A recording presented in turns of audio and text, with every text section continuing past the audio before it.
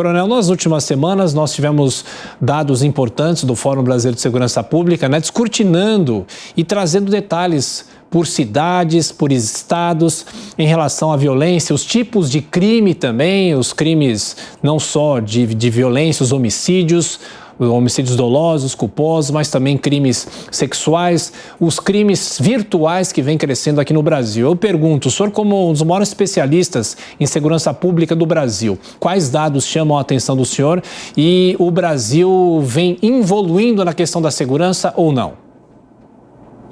Olha, Tiago, o retrato traçado por esse levantamento do Fórum ele é primoroso pelo detalhamento, tem mais de quase 400 páginas de dados. É uma constatação triste que o Brasil continua violento e com novas manifestações de violência ampliando muito a presença ou a vitimização no país. Uma delas, por exemplo, que é dramática, não aparece tanto, que é a questão dos estupros, que basicamente atingem jovens mulheres, em sua maioria, adolescentes, e justamente crimes praticados por pessoas de seu relacionamento, inclusive relacionamento familiar. O registro de 50 e poucas mil casos, vítimas de estupro, esconde a realidade de cerca de 800 mil estupros que são estimados, já que calcula que menos de 10% dos casos são registrados na polícia.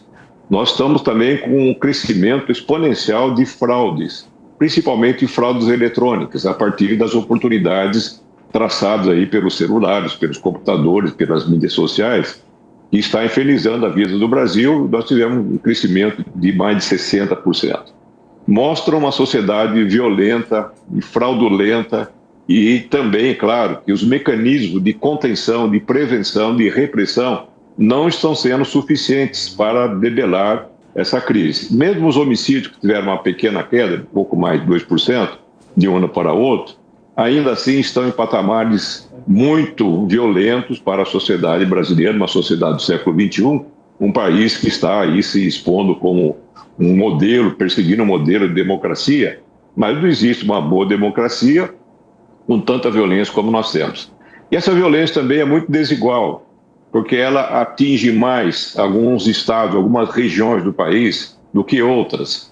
Nós temos um predomínio de violência muito acentuado no Nordeste, por exemplo, e também na região Norte, com o Amazonas, Amapá, por exemplo, com estados que estão com uma expressão de violência muito intensa.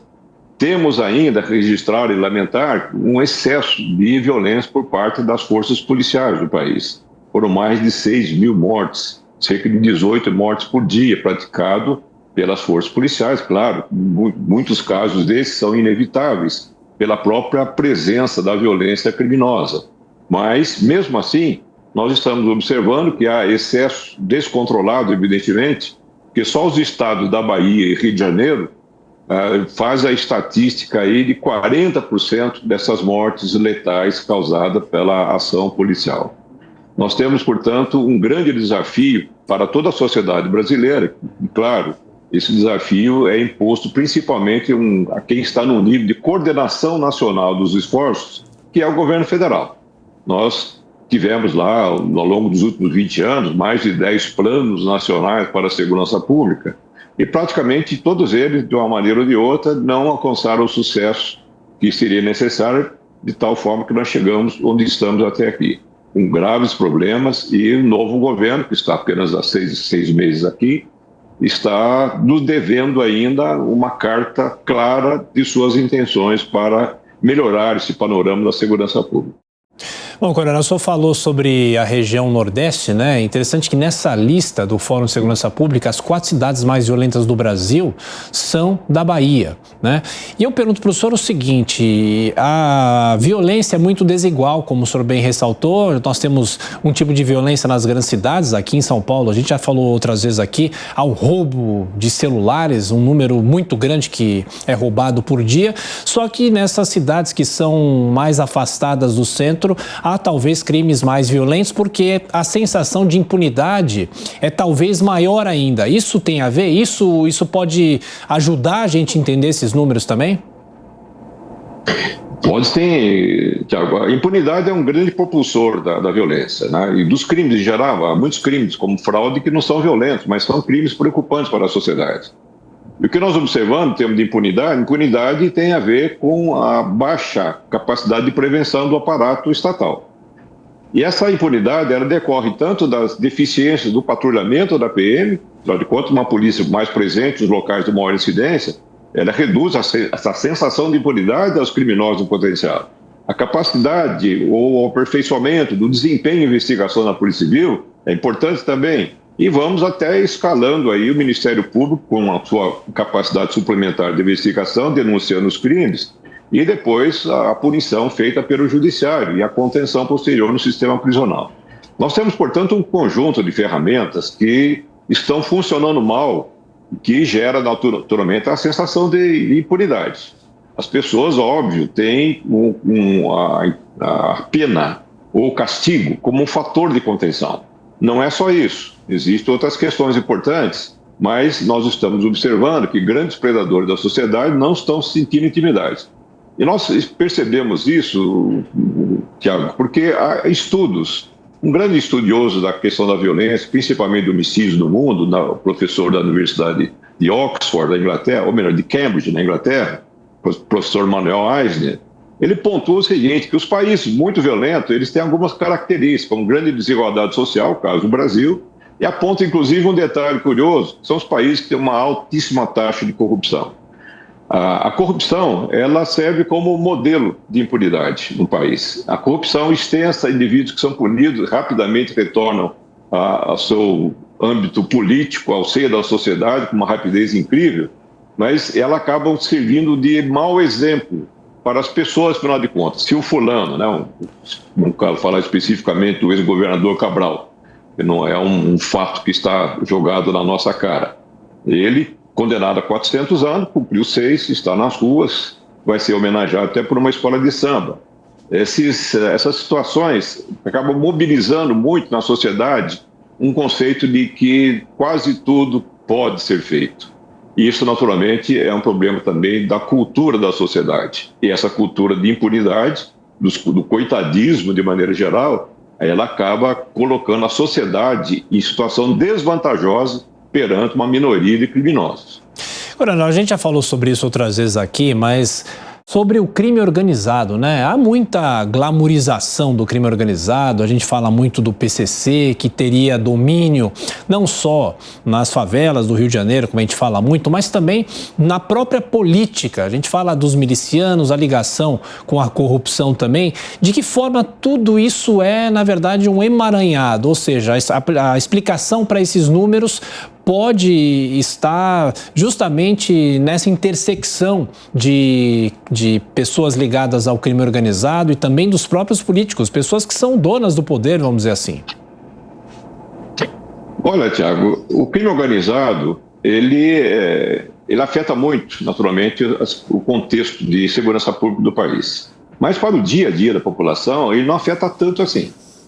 Eu estranho, inclusive, a facilidade com que o próprio fórum, que busca dados com muito cuidado, pensar os dados tanto do sistema de segurança dos estados e do Distrito Federal, como, eventualmente, dos dados do DataSUS, as mortes são registradas, as mortes violentas, mas fala-se com muita facilidade que tal ou qual local está tendo uma expressão maior de violência mortal em decorrência da disputa de mercados de droga, etc.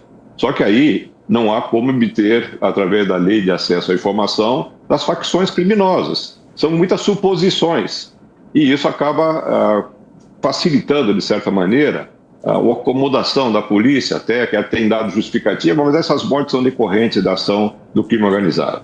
De qualquer maneira, o que nós estamos observando é que nós temos duas grandes áreas de crime organizado. Uma mais preocupante, porque ela costuma ser acompanhada de muita violência, que é o tráfico de drogas. Há uma estimativa de um estudo feito na Câmara Federal, que isso tem que ser 10 anos esse estudo, mas essas questões não têm um dinamismo tão grande para diferenciar. Mas se calcula alguma coisa de 12, 15 bilhões de reais todo o tráfico de droga no país. Mas nós temos outras modalidades de crime que não chamam tanta atenção porque ela tem pouca violência na sua superfície. É o caso do contrabando e pirataria, que movimenta mais de 100 bilhões de reais, segundo o estudo feito por um especialista na Fiesp aqui em São Paulo. E nós temos ainda o jogo clandestino. e tem aí uma mobilização, alguma coisa em torno de 20 bilhões. Aparentemente, isso é uma mera atividade de contravenção lá da legislação da década de 40. Na verdade, grandes estruturas criminosas e corrupção de autoridades está por trás desses mecanismos todos. O que chama atenção, naturalmente, é que a polícia, na sua ineficiência, inclusive ineficiência de coordenação federal, ela acaba criando um espaço para essas facções se empoderarem, crescerem, se ramificarem, ampliar a sua atuação desde a fronteira, por onde recebe drogas, armas, munições e contrabandos, são nossos países vizinhos, e isso se espalha por todo o país. Quanto mais incompetente e ineficiente for as polícias estaduais, a Polícia Federal, a coordenação nacional, mais o crime se agiganta, como nós estamos observando. Se calcula entre 50 e 70 facções variadas operando no país, infernizando muito algumas regiões do país, como está acontecendo atualmente na região da Amazônia. Ali é uma área inóspita, difícil, mesmo assim é uma área interessante justamente para dificuldade, para trafegar grandes partidas de cocaína, principalmente em direção aí a Foz do Rio Amazonas e ao Caribe. Mas nós temos hoje já grandes facções, grandes grupos de crime organizado internacionais, naturalmente, fazendo articulação com o crime organizado no país, porque o Brasil também é um grande exportador de cocaína. Pode-se calcular que o Brasil consuma alguma coisa entre 50 e 70 toneladas de cocaína por ano, exporta outro tanto, talvez mais, para os países do Oriente e países da Europa, onde estão as grandes facções, as grandes máfias, até a máfia russa está participando desse processo, articulando com as organizações criminosas do Brasil. Isso impõe, naturalmente, que o governo federal tem uma enorme necessidade de fortalecer o sistema de inteligência de segurança pública, que é uma estrutura criada lá no governo Fernando Henrique Cardoso, que estabelece, naturalmente, todo um sistema, e é um sistema cooperativo, nos estados que estão registrando lideranças, movimentos criminosos. E é necessário, naturalmente, essa cooperação para se mapear todo o fluxo de drogas, de armas, os fluxos financeiros, as lideranças, como estão se mobilizando esses grupos criminosos que são perniciosos, naturalmente, à segurança pública. Queria falar com o senhor sobre a Cracolândia aqui em São Paulo, e também a gente sabe que outras cidades do país têm problemas semelhantes, mas claro, a de São Paulo talvez é o problema principal. E o senhor tem muita experiência aqui na Polícia de São Paulo, há muitos anos estuda também esse assunto. Pelo menos há uma discussão grande entre Estado e município para tentar resolver esse problema, uma população que muitas vezes migrou, é uma população de rua também. Eu pergunto, as saídas para esse problema... As saídas vêm de diversas frentes, né? Saúde, também o combate ao tráfico de drogas daquela região. Eu pergunto, o senhor acha que é um caminho sem volta a tentativa de se reverter de vez esse problema aqui em São Paulo? Não, isso pode ser feito, Thiago. Nós já tivemos umas cracolândias, entre aspas, né? Um grupo de cenas abertas de consumo de drogas em Zurique, na Suíça, em Viena, tivemos em Nova York, em Lisboa, um bairro conhecido lá, o Casal Ventoso. Ele chegou a ter 5 mil pessoas fixas e final de semana chegava a 15 mil pessoas. Era uma chaga numa cidade de 500 mil habitantes como Lisboa, e todas essas foram sendo gradualmente eliminadas, mas todas elas se mostra a necessidade de uma coordenação de esforços. E no caso do Brasil, nós temos duas instâncias importantes em cada estado, que é o município e o Estado em si. E se não houver uma cooperação, inclusive nas 3 grandes frentes, que é a social, que é a de saúde e da segurança, a coisa não vai andar. O governador de São Paulo, o governador Tarcísio, ele tomou uma medida correta de colocar o vice-governador para costurar essa rede de proteção da sociedade de maneira geral e até de usuários que também sofrem dentro desse esquema que estão. E esse trabalho, naturalmente, um vice-governador, ele tem uma ascendência sobre os outros demais secretários e tem mais capacidade de articulação fora do Estado, que é o caso do município, é o caso de atividades com o Ministério Público, com o Judiciário, por exemplo, para fazer a costura desses nós dessa grande rede. Isso está sendo feito. Claro, sempre erra, se avança, se acerta. É importante fazer as análises dos erros ocorridos no passado, erros que podem ser consertados, foram mal feitos, mal conduzidos as ações, Mas o caminho é esse. Não existe a solução simples para problemas complicados como a Cracolândia. Mas eu acredito que esteja avançando.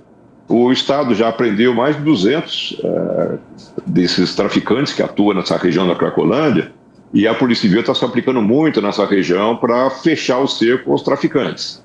Ao mesmo tempo que é uma articulação de prevenção por parte da PM e da Guarda Civil Metropolitana, que é a Guarda Municipal de São Paulo. Esse conjunto de esforços, os psiquiatras que estão atuando no acolhimento de pessoas que procuram, e já são milhares desses usuários que procuram esse acolhimento, do atendimento médico, da triagem, eventualmente encaminhamento para internação dos casos mais graves, mas as medidas estão sendo tomadas, é necessário paciência.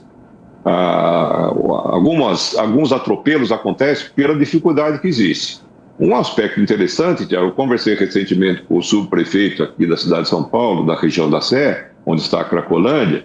Ele diz o seguinte, que o esforço vem sendo bem feito de uma forma correta, mas é necessário muita paciência. Inclusive que o centro de São Paulo ele é muito atraente, muito acolhedor, melhor dizendo, para pessoas sem teto. Vêm pessoas de várias cidades ao redor de São Paulo, até do interior, até de outros estados. O centro de São Paulo oferece comida 3, 4 vezes por dia, agasalho, cobertor e até abrigos nas noites mais frias. Uma boa parte do pessoal de rua, inclusive da Cracolândia, quando chega à noite vai para casa. Mas a rua é acolhedora para muita gente, por incrível que pareça, o que atrapalha cada vez mais a gestão desse dramático problema do centro de São Paulo.